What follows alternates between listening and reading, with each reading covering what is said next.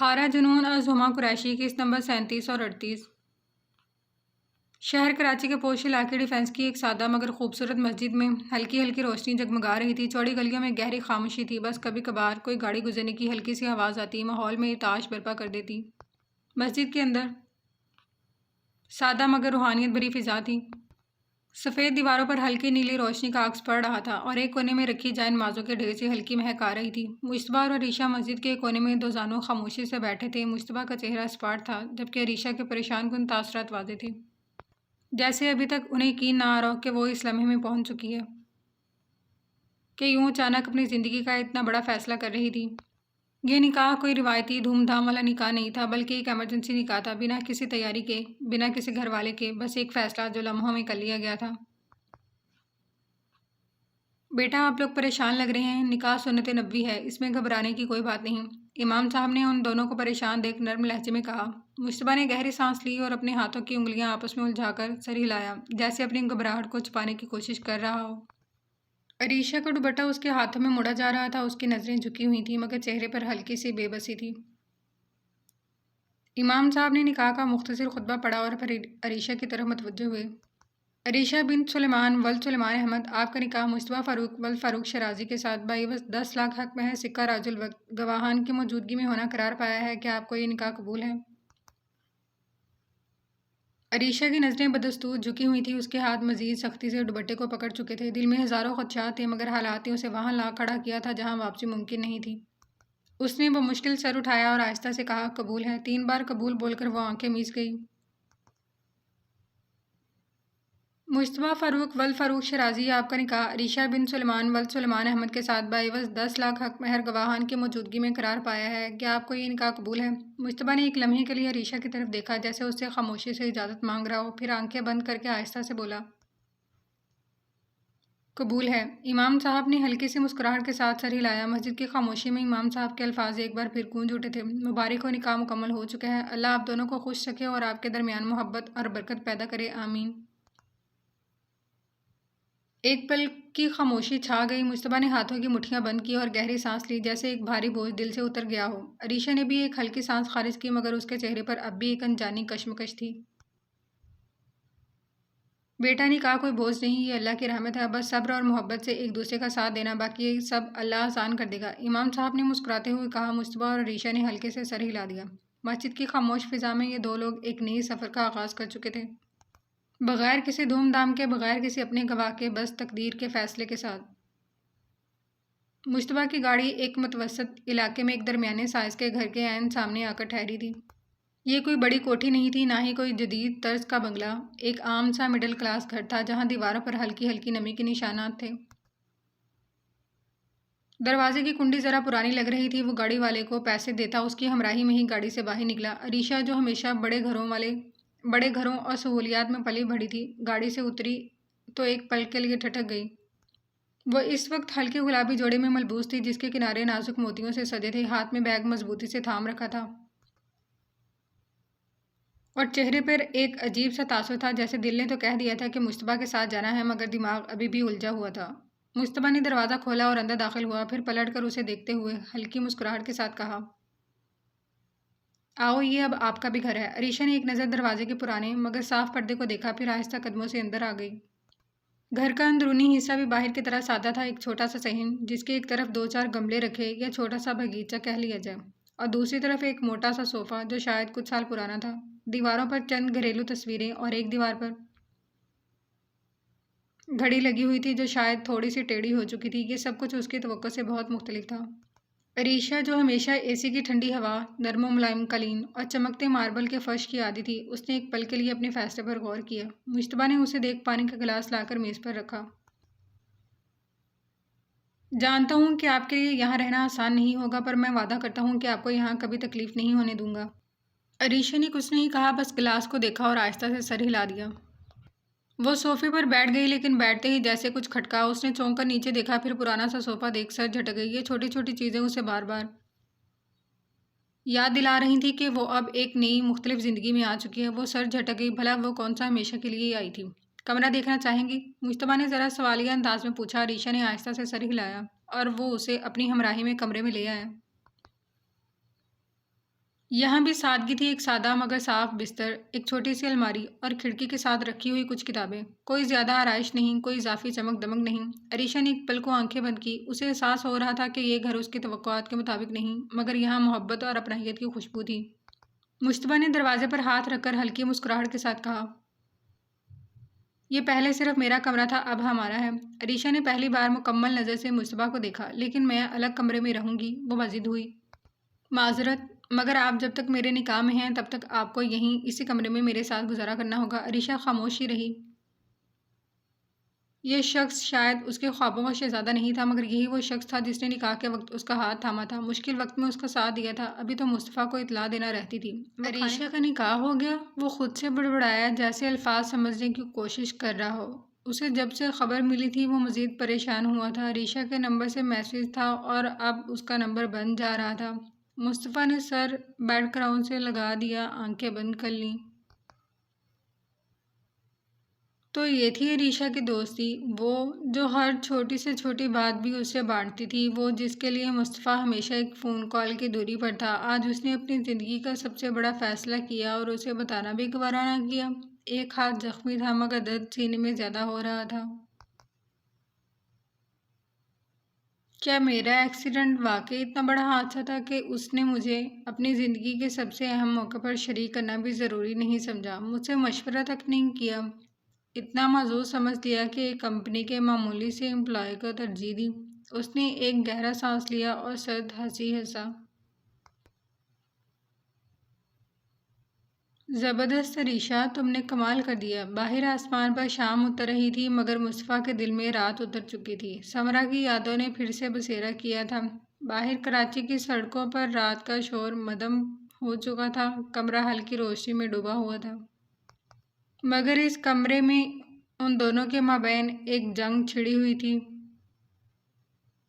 عریشہ نے بازو باندھ کر سنجیدہ نظروں سے مصطفیٰ کو دیکھا۔ دیکھیں مسٹر مصطفیٰ، میں صوفے پر سو جاؤں گی، آپ آرام سے بیڈ پر سو جائیں۔ وہ ابھی بھی باس بنی ہوئی تھی۔ مصطفیٰ نے فوراً سر جھٹک دیا۔ ایسا نہیں ہو سکتا، صوفہ اتنا آرام دہ نہیں ہے، آپ بیڈ پر سو جائیں، ویسے بھی آپ مہمان ہیں۔ عریشہ نے تیوری چڑھائی۔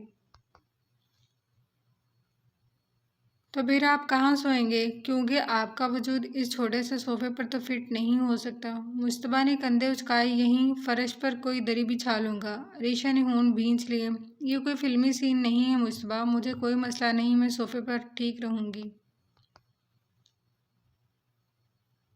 مصطفیٰ نے طنزیہ مسکراہٹ کے ساتھ سر ہلایا۔ ہاں، کیونکہ آپ کو مجھ مڈل کلاس کے گھر سے بھی الرجی ہو رہی ہے نا؟ عریشہ کی آنکھیں پھیل گئیں۔ یہ بات آپ نے کہی بھی کیسے؟ میں نے ایسا کچھ نہیں کہا۔ مصطفیٰ نے مصنوعی معصومیت کے ساتھ سر ہلایا۔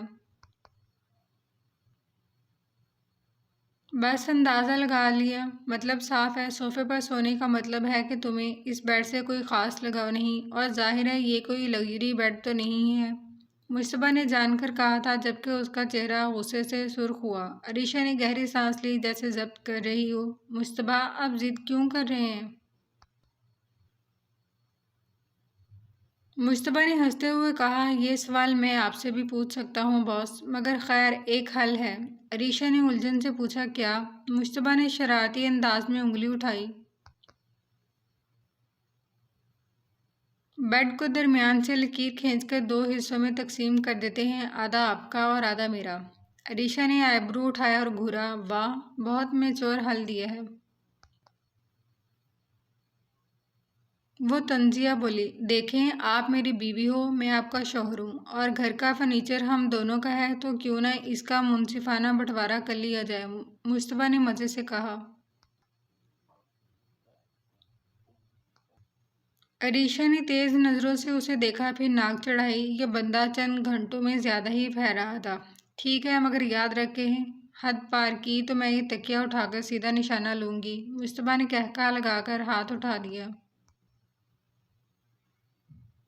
وعدہ کرتا ہوں جو آپ کا حصہ ہے وہ آپ کا ہی رہے گا، میں دوسری سائڈ ہرگز نہیں آؤں گا، اور آپ مجھ پر بھروسہ کر سکتی ہیں۔ دونوں اپنی اپنی سائڈ پر لیٹ گئے تھے۔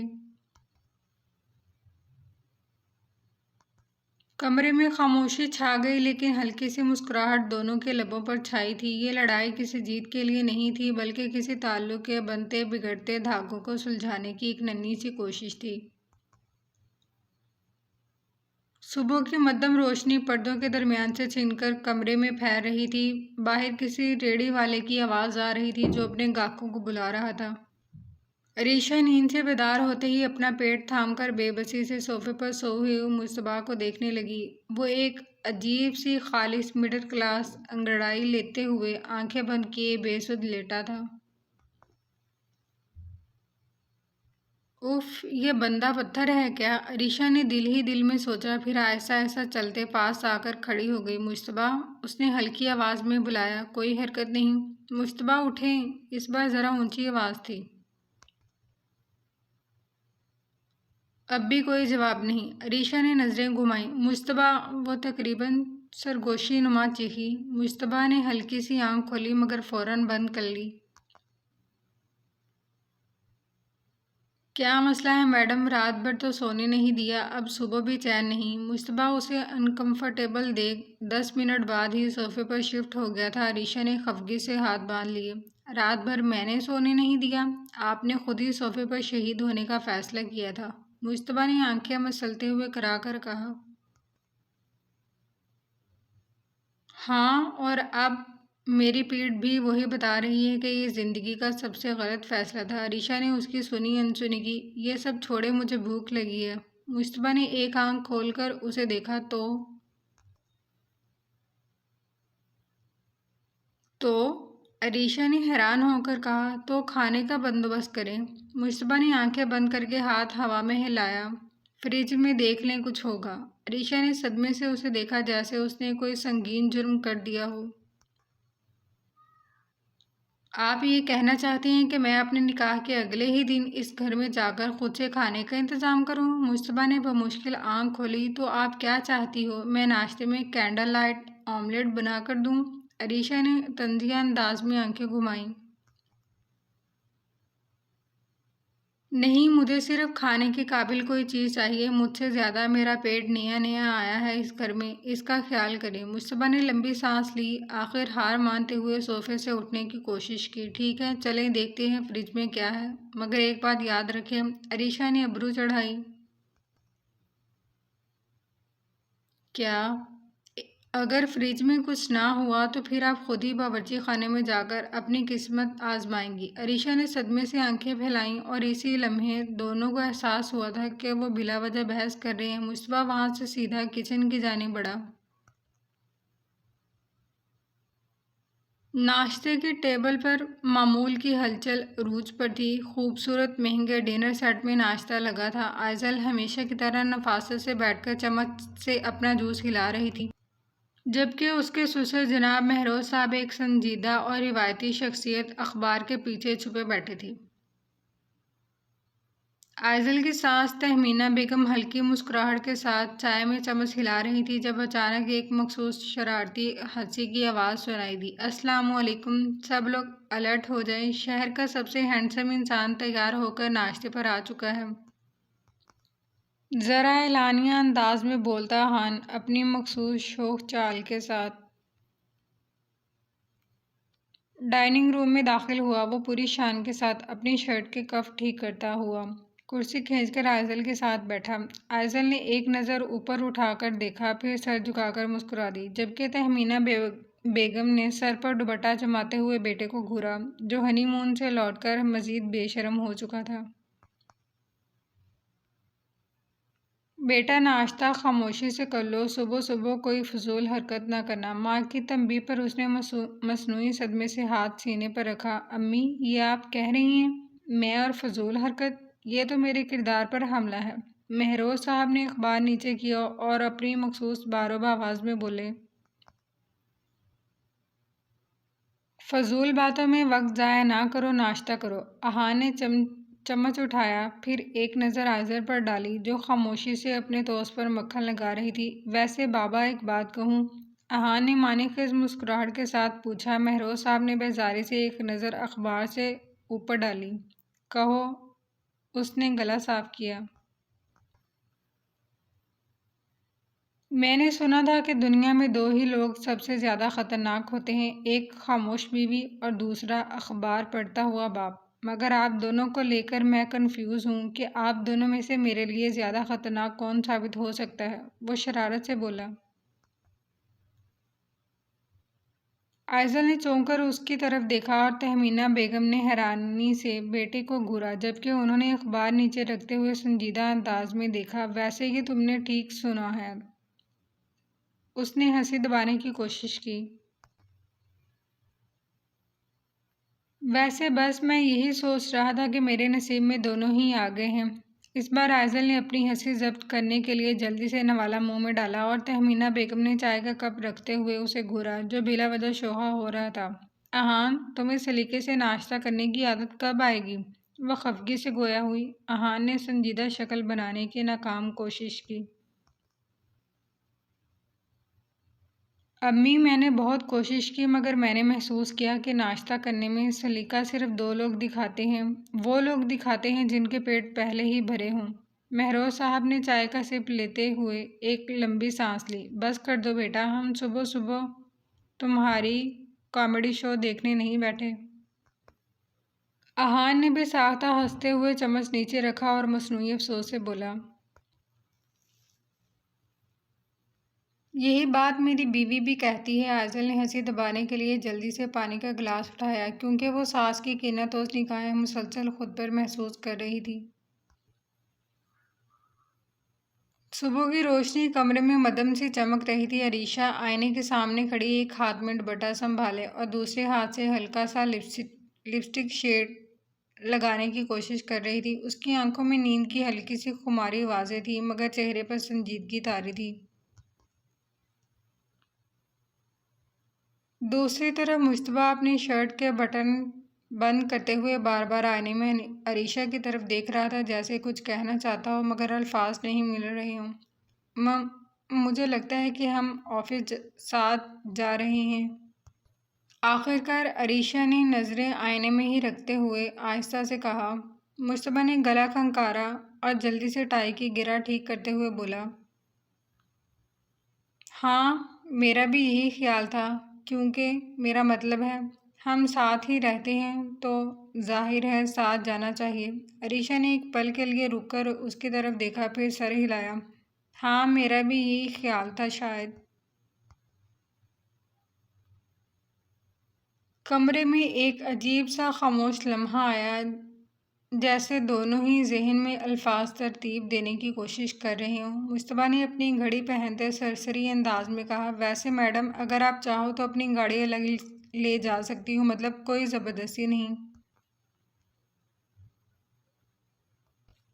عریشہ نے چونک کر اسے دیکھا، پھر ذرا سخت لہجے میں بولی۔ اوہ نہیں، میرا مطلب ہے اگر تمہیں تکلیف نہ ہو تو میں تمہارے ساتھ ہی چل لوں گی، میرا کوئی مسئلہ نہیں ہے۔ مشتبہ نے فوراً سر ہلایا، جیسے وہ پہلے ہی اتنا بولا کیوں۔ ہاں ہاں، میرا بھی کوئی مسئلہ نہیں ہے۔ پھر دونوں ہی ایک لمحے کے لیے خاموش ہو گئے۔ عریشہ نے اپنی فائلیں سمیٹتے ہوئے سر جھکایا، جبکہ مشتبہ نے موبائل چیک کرنے کی اداکاری کی۔ چند سیکنڈ بعد عریشہ نے آہستہ سے پوچھا، تم عام طور پر آفس کیسے جاتے ہو؟ مشتبہ نے کندھے اچکائے۔ بس گاڑی میں بیٹھتا ہوں اور چلا جاتا ہوں۔ عریشہ نے ہلکی سی مسکراہٹ دبائی۔ واہ، بہت انوکھا طریقہ ہے۔ مشتبہ نے مصنوعی سوچنے والے انداز میں سر ہلایا۔ ہاں، میں ذرا کریٹو انسان ہوں۔ عریشہ نے ہلکا سا سر جھٹکا اور بیگ کندھے پر ڈالا۔ چلو، اب زیادہ کریٹو ہونے کی ضرورت نہیں ورنہ ہم لیٹ ہو جائیں گے۔ مشتبہ نے احتراماً اداکاری کرتے ذرا جھک کر دروازے کی طرف اشارہ کیا۔ تو محترمہ چلیں؟ عریشہ نے آنکھیں گھمائیں۔ چلیں جناب۔ وہ اس کی ہمراہی میں باہر آئی تھی۔ دروازے پر کھڑے دونوں ایک دوسرے کو دیکھ رہے تھے۔ باہر کی چمکتی دھوپ میں عریشہ کے چہرے پر ہلکی سی ناگواری تھی، جبکہ مشتبہ کے چہرے پر بے نیازی کا تاثر تھا، مگر اندر سے وہ بھی تھوڑا بے چین تھا۔ انہوں نے جو رائڈ بک کی تھی، اس نے اندر گلیوں میں آنے سے صاف انکار کر دیا تھا اور رائڈ کینسل کر دی تھی۔ عریشہ نے ذرا غصے سے بیگ کندھے پر ڈالا اور ہاتھ باندھ کر بولی، تو ہمیں بس اسٹاپ تک جانا ہے؟ मुश्तबा ने पुरस्कून लहजे में जवाब दिया, हाँ 2 मिनट की वॉक है, कोई बड़ी बात नहीं। अरीशा ने भुएं चढ़ाई। 2 मिनट? तुम्हें अंदाज़ा भी है कि बाहर सूरज कितना तेज़ है? मेरे बाल ख़राब हो जाएंगे, जूते मिट्टी में भर जाएंगे, और सबसे बड़ी बात, मैं पब्लिक ट्रांसपोर्ट में सफ़र नहीं करती। मुश्तबा ने कंधे उचकाए। हाँ, मैंने अंदाज़ा लगा लिया था कि आप कोई आम बंदी नहीं हैं, मगर मैं आम सा ही बंदा हूँ। अरीशा ने नाक चढ़ाई। आम बंदी की बात नहीं, मैं कंफर्ट में यकीन रखती हूँ, मुश्तबा ने ज़रा तंजिया अंदाज में कहा। अच्छा, तो क्या आप हेलीकॉप्टर बुलवाना चाहोगी, या पूरा रोड सील करवा दूं ताकि आप बिना किसी रुकावट के चल सको? अरीशा ने गहरा सांस लिया और हाथ कमर पर रखकर बोली, ज़्यादा ड्रामा करने की ज़रूरत नहीं है, मैं सिर्फ ये कह रही हूँ कि मैं ड्राइवर को बुलवा लेती हूँ, हम आराम से गाड़ी में जाएंगे। मुश्तबा की आंखों में हल्की सी सख्ती आ गई। तुम जा सकती हो, मैं बस से चला जाऊंगा। अरीशा ने झट से मोबाइल निकाला और ड्राइवर का नंबर निकालने लगी। बस क्यों, मैंने कहा ना कि गाड़ी आ जाएगी, तुम मेरे साथ चलो। मुश्तबा ने एक तल्ख हंसी हंस ली थी। देखें, मैं अपने पैसों से जो अफोर्ड कर सकता हूँ वही करूँगा, मैं आप पर बोझ नहीं बनना चाहता। खफकी से मोबाइल बंद किया और तेज़ी से बोली, बोझ? ये कैसी बातें कर रहे हो, मैंने ऐसा सोचा भी नहीं, और बस ऑफिस तक साथ जाना है, तुम्हारे नाम अपनी प्रॉपर्टी नहीं करने लगी। मुस्तफा ने एक पल को खामोशी इख्तियार की, फिर धीमी लहजे में बोला, हो सकता है तुमने नहीं सोचा, मगर मैंने सोचा है, और मैं ऐसा नहीं कर सकता। अरीशा ने कुछ कहने के लिए मुंह खोला, फिर चुप हो गई। वो देख रही थी कि मुश्तबा के लिए ये सिर्फ जिद या खुददारी की बात नहीं, बल्कि उसकी अपनी इज्जत नफ्स का मामला था। चंद लम्हों की खामोशी के बाद अरीशा ने सर झटका, एक गहरी सांस ली और फिर आहिस्ता से कहा, ठीक है, चलो बस स्टॉप तक पैदल चलते हैं। मुश्तबा ने हैरानी से उसे देखा, फिर मुस्कुराया। मैं आपको इतनी जल्दी कायल कर लूँगा ये नहीं सोचा था। अरीशा ने खूबत से सर झटका। बस इतना समझ लो कि मैं ये एहसान कर रही हूँ। मुश्तबा ने हंसते हुए कदम बढ़ाए। चलो फिर, ये एहसान जल्दी कर लो, वरना ऑफिस में एहसान में ही पहुंचना पड़ेगा। वो धीरे से हंस दी। कमरे की खिड़की से पड़ती धूप उसकी जंजीर ज़दा तन्हाई पर जलती धार की तरह बरस रही थी। वो बज़ाहिर अपने ही घर में थी, मगर ये घर अब एक कैद खाना लगने लगा था। दरवाजे पर लगे ताले ने उसकी बेबसी पर मोहर साबित कर दी थी। समरा बेड के किनारे बैठी अपने हाथों को घूर रही थी। हाथों की लकीरों में कहीं न कहीं उसका नसीब भी बिखरा हुआ था, वही नसीब जो उसे इस कमरे में ले आया था, शौहर से दूर, ज़बरदस्ती कैद में। उसकी आंखों में वो आखिरी मंजर ताज़ा था। उसका शौहर ज़ख्मी हालत में, खून में लथपथ, और वो उसे बेबसी से पुकारते हुए पीछे खींच ली गई थी। क्या मुस्तफ़ा ठीक भी होंगे? ये सोच जैसे हर पल उसे अंदर से काट रही थी। वो पलंग से उठी और दरवाजे के पास जाकर दरवाजे पर हल्की दस्तक दी। बाबा प्लीज़ मुझे जाने दे, कम से कम बस एक बार मुझे उनकी खैरियत मालूम करने दे। बाहर खामोशी थी, वही खामोशी जो कई दिनों से उसकी दुनिया पर छा चुकी थी। आंसू उसकी आंखों से गिरने लगे। क्या ये मेरा ही घर है, या मैं किसी दुश्मन के यहाँ कैद हूँ? उसने दीवार से टेक लगाई और आहिस्ता आहिस्ता नीचे बैठती गई। काश काश मैं मुस्तफ़ा के साथ ही रहती, ख्वाह कुछ भी हो जाता। ज़ख्मी मुस्तफ़ा का चेहरा उसकी नज़रों के सामने घूम गया और दिल में एक शदीद चुभन जागी। अगर उन्हें कुछ हो गया तो मैं कभी खुद को माफ़ नहीं कर पाऊंगी। कमरे में सन्नाटा था, मगर उसके अंदर एक तूफान